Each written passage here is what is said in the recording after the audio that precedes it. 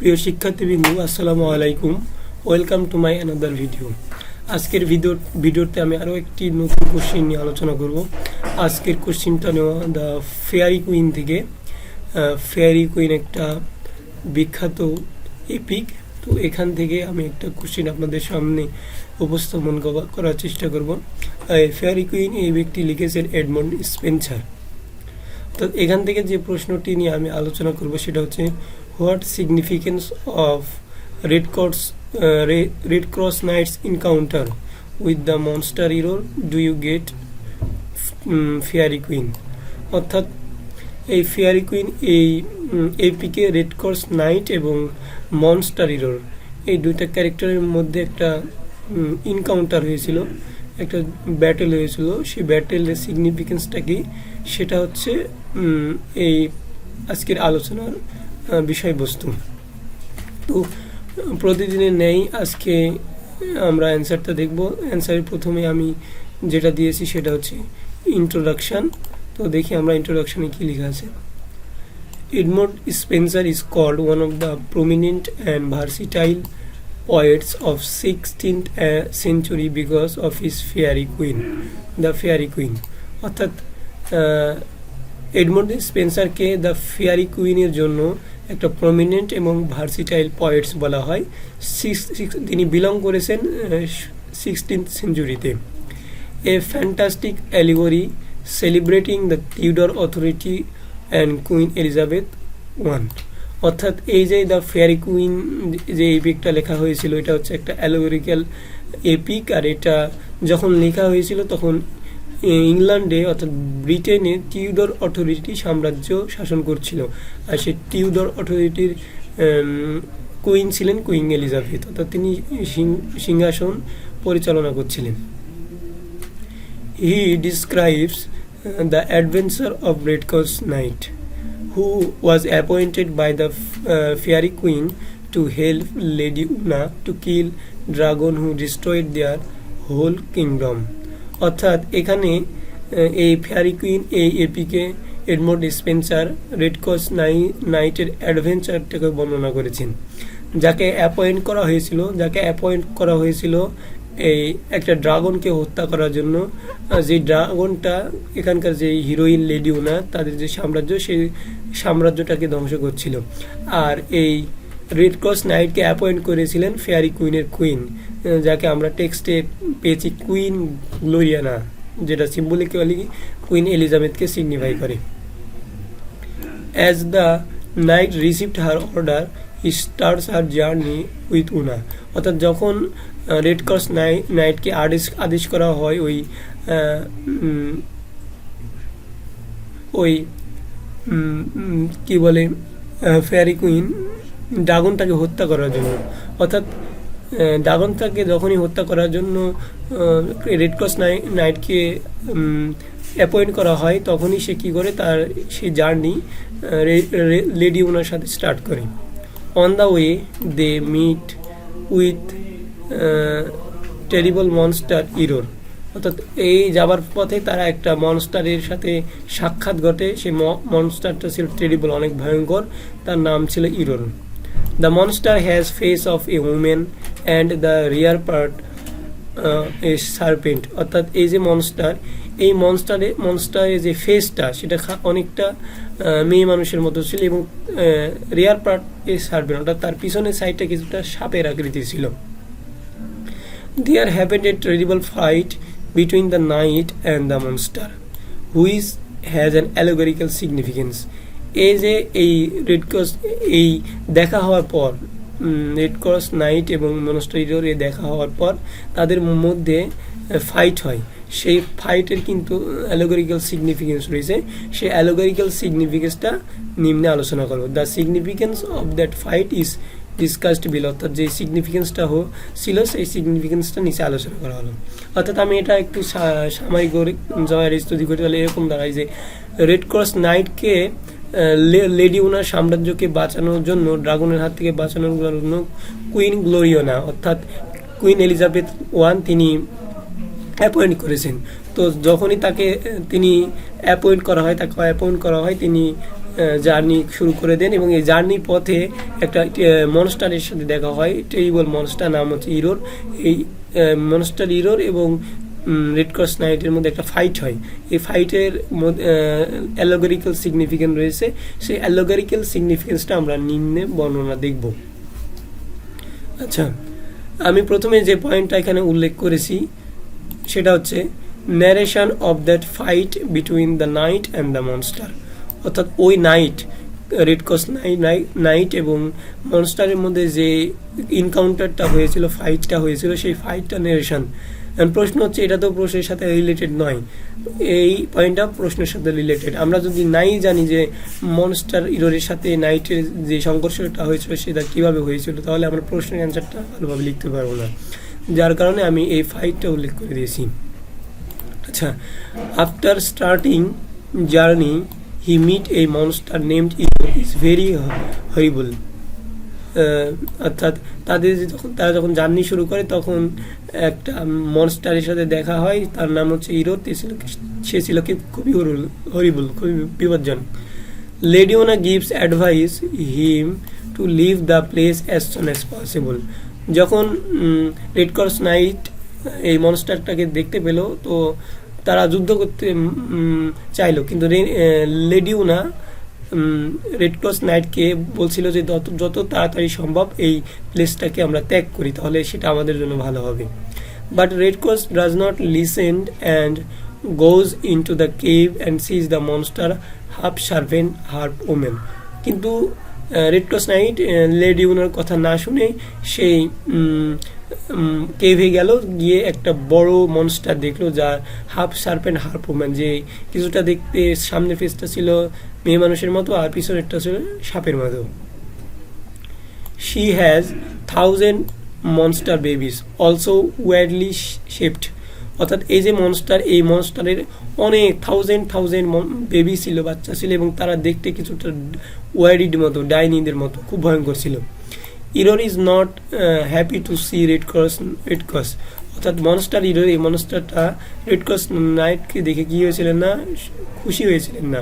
She attacks Red Cross but put off by the shine his armour. অর্থাৎ Red cross নাইটকে তিনি attack করতে চাইলেন, কিন্তু তার আর্মরে সে চকচক করছিল। আর্মরটা হচ্ছে যুদ্ধ করার জন্য যে ঢাল নেওয়া হয়, এই ওই ঢালটা খুব চকচক করছিল। বিকজ শি হেডস লাইট, কিন্তু রেড ক্রস নাইটকে সে অ্যাটাক করতে চাইলো কি দেখে, ওই যে আর্মারের শাইনটা দেখে, কিন্তু এই শাইনটার কারণে যে চকচক করছিল এটার কারণে সে কি করতে পারলো না, তাকে অ্যাটাক করতে পারলো না। কারণ কি, শি হেডস লাইট, সে লাইটস অর্থাৎ লাইটকে অপছন্দ করেন। Red cross takes advantage of the attacks her, but then she becomes angrier, rushes on top of red cross and wraps him with her tail. অর্থাৎ যখন তাদের মধ্যে যুদ্ধ শুরু হয়, তখন মনস্টারটা রেড ক্রস নাইটকে তার যে টেইল ছিল, তার যে লেজ ছিল, সেই লেজ দিয়ে জড়িয়ে ধরে। এমন পরিস্থিতি সৃষ্টি হয় যে তার নড়াচড়া করার কোনো ক্ষমতা থাকে না। Red cross manages to free one of his arms and grabs the monster by the throat. অর্থাৎ কোনো রকমে তার যে আর্ম, বাহুটা মনস্টারের কাছ থেকে ফ্রি করে এবং তার যে থ্রোট, গলা, সেটা চেপে ধরে red cross knight. The monster vomits on red cross disgusting poison filled with books, papers, frogs and toads. অর্থাৎ যখনই তার এই গলাটা চেপে ধরা হয় তখনই সে বমি করে দেয় রেড ক্রসের উপর। আর এই বমিটা ছিল খুবই ডিসগাস্টিং পয়জন। আর এখানে কি ছিল, বুকস ছিল, পেপার ছিল, ছোট ছোট ফ্রকস অর্থাৎ ব্যাং ছিল, এই জাতীয় জিনিস ছিল। এই জাতীয় জিনিসটি ছিল হচ্ছে মনস্টার ইরোরের খাবার। তো যখন বমি করে তখন এই খাবারগুলো বেরিয়ে আসে। The smell of the vomit is so bad that the red cross lose her is strength. এই বমির যে এতটাই দুর্গন্ধ ছিল যে রেড ক্রস নাইট কি করেন, তার যে তার শক্তিটা হারিয়ে ফেলেন এইটার স্মেল নেওয়ার পর। Seeing this the monster unleashes all her little spring on him. এখন কি করেন, এই যে মনস্টার কি করেন, তার যে ছোট ছোট বাচ্চাগুলো ছিল, সেই বাচ্চাগুলো রেড ক্রস নাইটের উপর ছেড়ে দেন। They are annoying but does not really seem able to hurt him. তারা খুবই বিরক্তিকর ছিল, কিন্তু এতই ছোট ছিল যে রেড ক্রস নাইটকে হার্ট করার মতো তাদের কোনো ক্ষমতা ছিল না। Red cross is now really angry and vows to win, generates godlike strength and cuts off her head. এখন কি হলো, রেড ক্রস নাইট খুব রাগান্বিত হয়ে গেলেন এবং সে জিতার জন্য একটা প্রতিশ্রুতি দিলেন এবং গড লাইক পাওয়ার স্ট্রেংথ শক্তি জেনারেট করলেন। জেনারেট করার পর এই যে মনস্টার, সেই মনস্টারের মাথাটা কেটে ফেললেন। Her child freak out, run and start drinking her blood. অর্থাৎ যখন তার মাথা ওই মনস্টারের মাথাটা কেটে ফেলা হলো, তারপর তার যে রক্ত উঠছিল সেই রক্তটা তার যেই ছোটো ছোটো বেবি ছিল, বাচ্চা ছিল, মনস্টার ড্রিঙ্ক করতে শুরু করে, পান করতে শুরু করে। After drinking their mothers blood they burst apart and dies. অর্থাৎ যখন তারা রক্তপান করলো, তার মায়ের রক্তপান করলো, করার পর তাদের পেট ফেটে গেল এবং তারা পেট ফেটে তারা মারা গেল। The lady sees red cross victory and congratulates him. এটা এই যে লেডিউনা যে রেড ক্রস নাইটের কম্পেনিয়ন ছিল, এটা দেখার পর কি হয়ে গেল, তাকে কনগ্রাচুলেট করলো, অর্থাৎ ধন্যবাদ জানালো, সংবর্ধনা জানালো। এই হচ্ছে রেড ক্রস নাইট এবং মনস্টার হিরোর মধ্যে যে ব্যাটেলটা হয়েছিল সেই ব্যাটেল। এখন দেখবো এখানে যে সিগনিফিকেন্সগুলোর কি, সেই সিগনিফিকেন্সগুলো আমরা দেখবো। এক নম্বর হচ্ছে allegorical significance of red cross and monster হিরোর।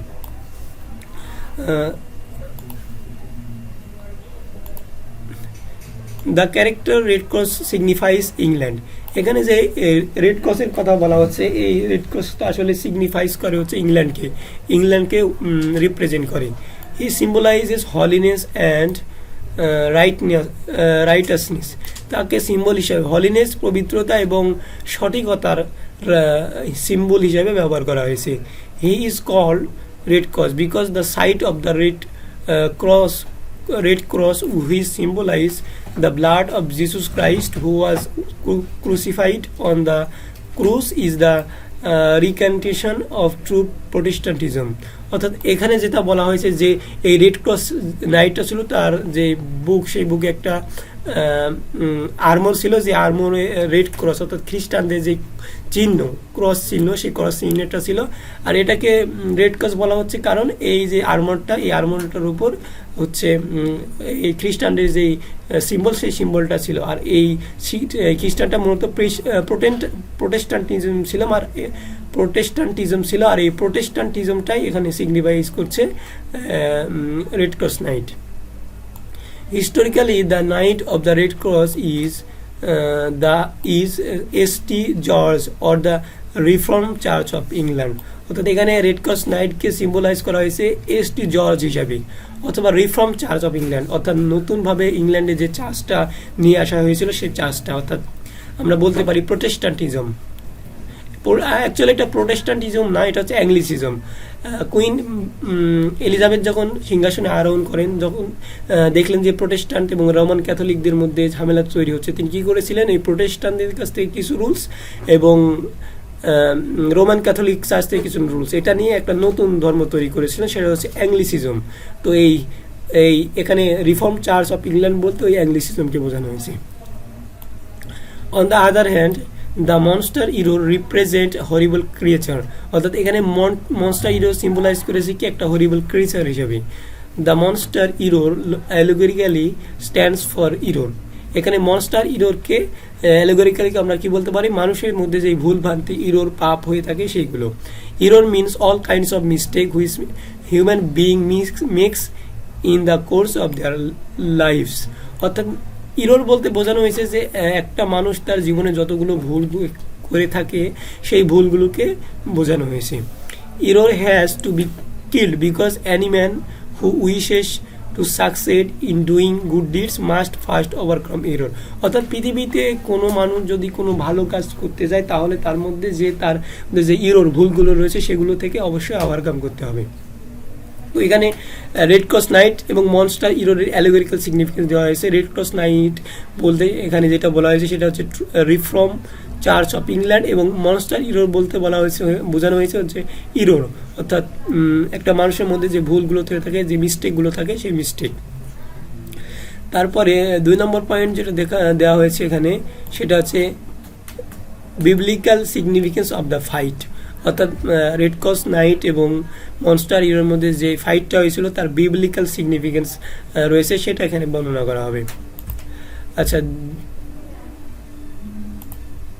this remind us of the biblical story of Satan and Eve, that the original sin of misjudgment committed by Adam was due to the cheating of Satan, who approached Eden as a serpent of Eve, the woman.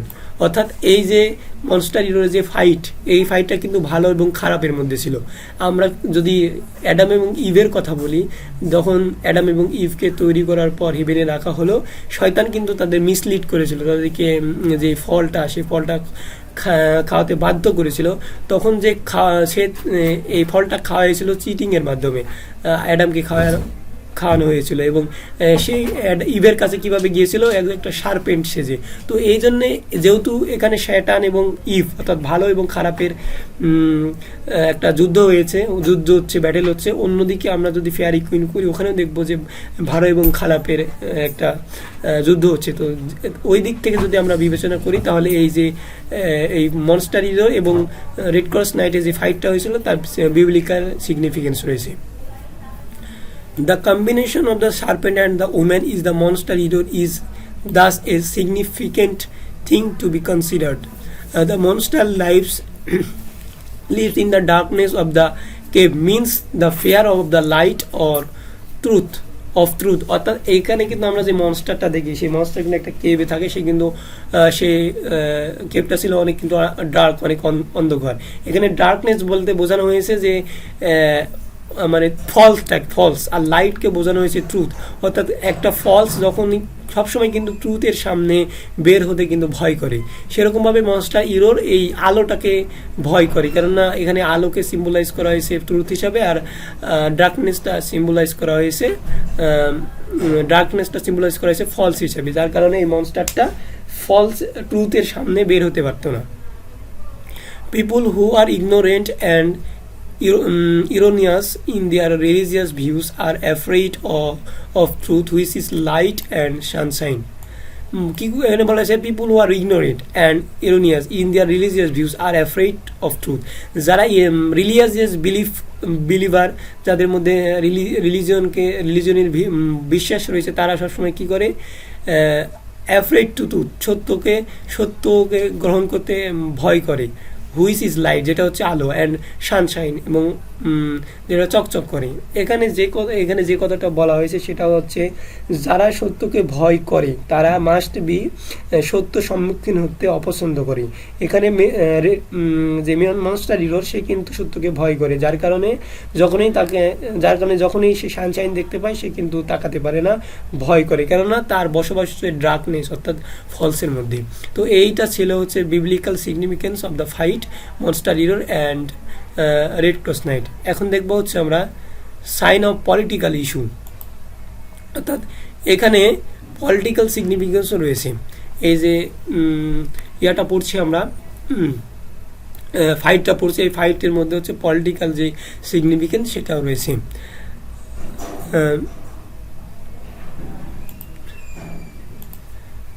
After scanning the poem, we find some political affairs here. এই পয়েমটা পড়ার পর আমরা কি বুঝতে পারি, কিছু political affairs আমরা খুঁজে পাই।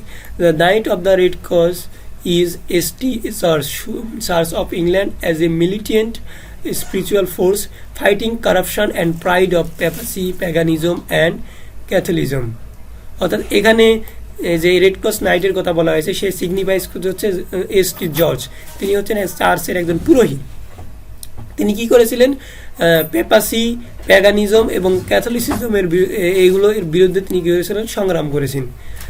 উনা is the truth as embodied the national church. এখানে উনাকে বলা হচ্ছে সত্যের প্রতীক, আর তিনি হচ্ছে ইম্বোডাইড অর্থাৎ রিপ্রেজেন্ট করছেন দ্য ন্যাশনাল চার্চ, অর্থাৎ ইংল্যান্ডের যে চার্চ, সেই চার্চটাকে। আসলে এখানে লেডিওনাস সিম্বলাইজ করেছে যে ট্রু রিলিজিয়ন, সঠিক যে ধর্ম, সেই সঠিক ধর্ম। তারপর আমরা যেটা দেখবো সেটা হচ্ছে পরের significance, the conflict between Protestantism and Catholicism.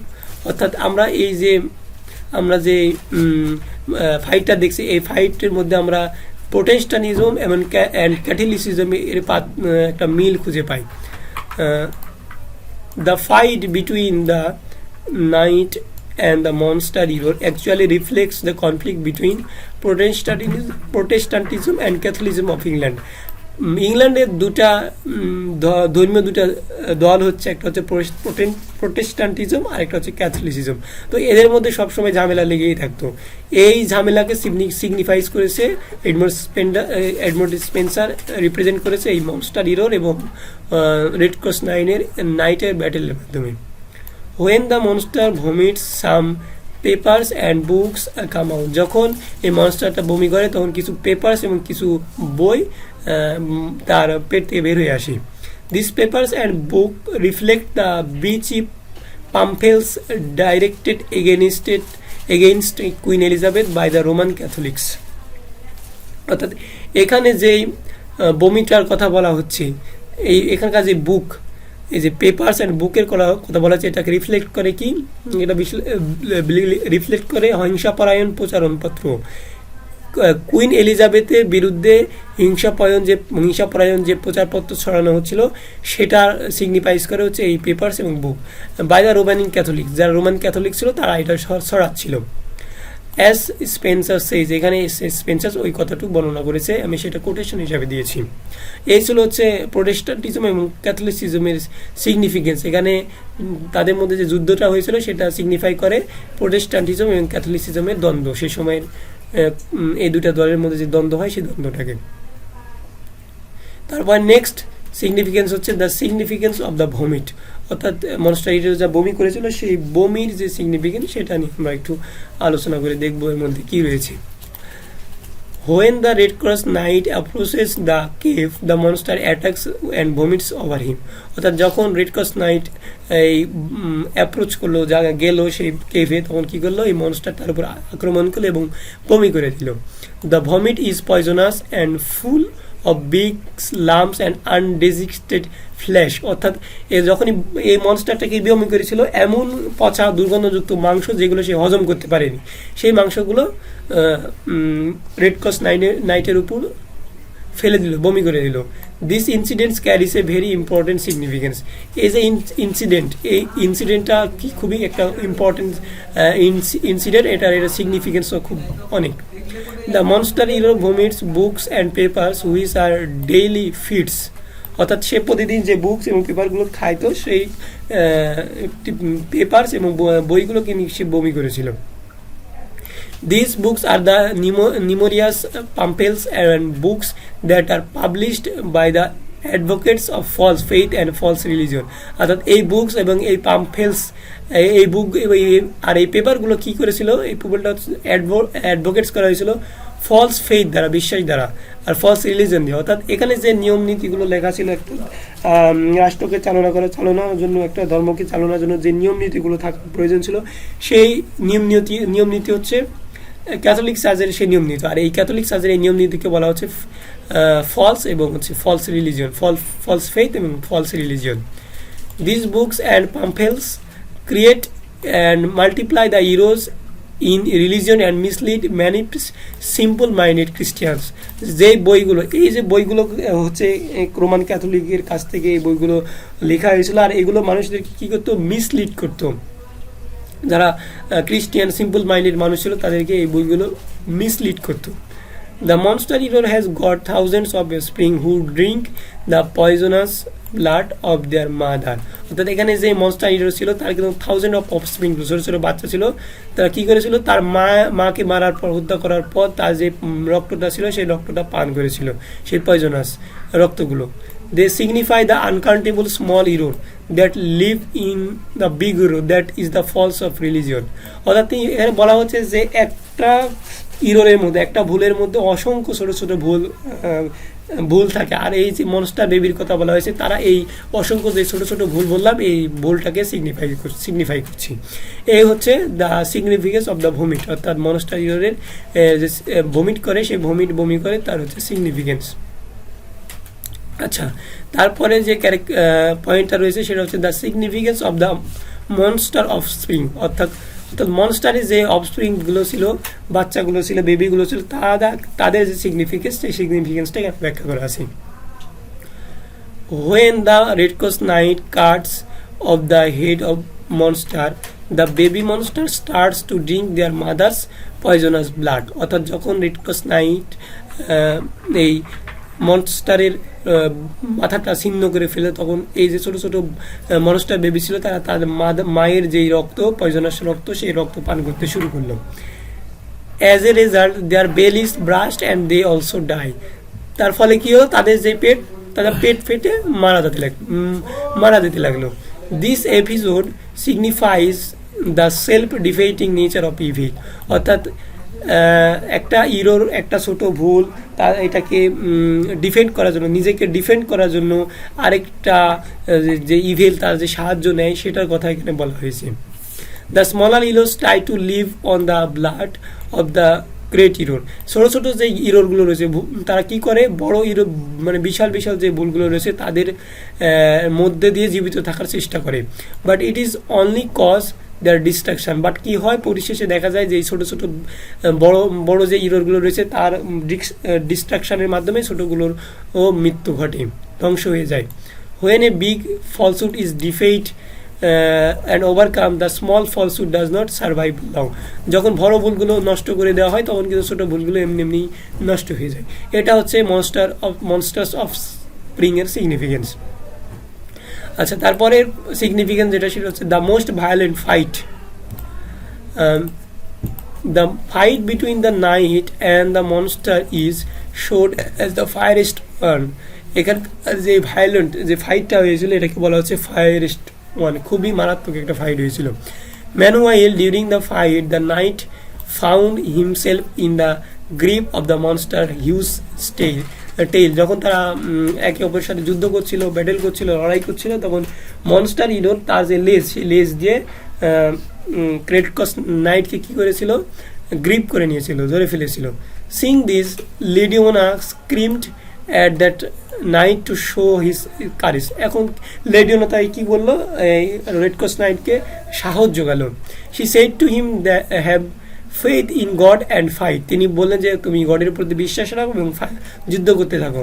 He was able to release himself from the grip of the monster and able to kill the monster. তিনি গডের উপর ফেথ রাখলেন এবং ফাইট করলেন, যার পরবর্তীতে তার ফলে কি হলেন, তিনি এই মনস্টারের গ্রিপ থেকে নিজেকে রক্ষা করলেন এবং এই মনস্টারটাকে হত্যা করলেন।